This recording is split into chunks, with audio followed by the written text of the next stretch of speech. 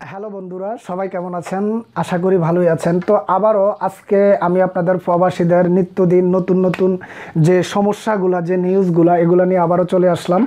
তো আসলে আমরা যেখানেই থাকি না কেন, যে কোনো কান্ট্রিতে থাকি না কেন, আপনাদের যে ছোট ছোট সমস্যাগুলো রয়েছে, যদি আমাকে ইমেল করে, আমাকে মেসেজ করে দেন, তাহলে অবশ্যই আমি পুরো পৃথিবীর মানুষের কাছে তুলে ধরবো।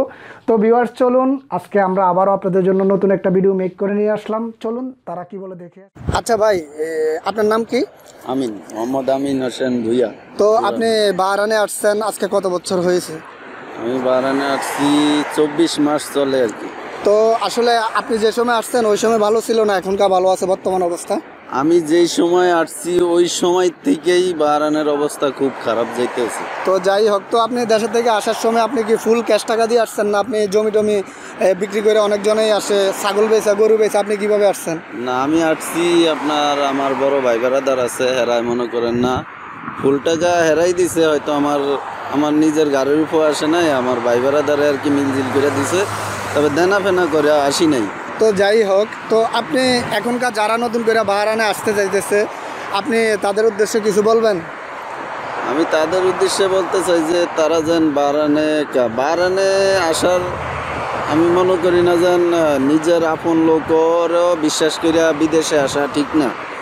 দেখা যাচ্ছে দালালেরা কইয়া আনে আপনার বেতন এত, এত টাকা পাইবেন, এত ঘন্টা ডিউটি, আয়া দেখবই যে কোনো কিছুই নাই।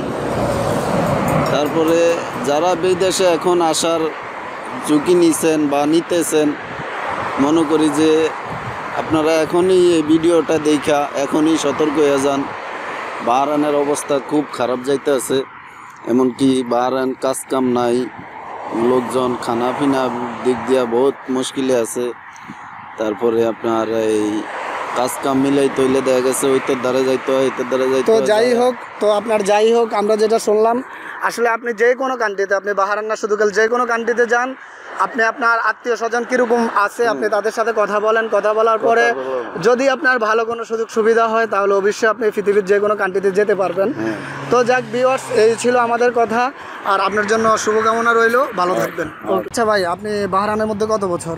বাহরানের মধ্যে আমি এই 1 বছর আমার চলতেছে।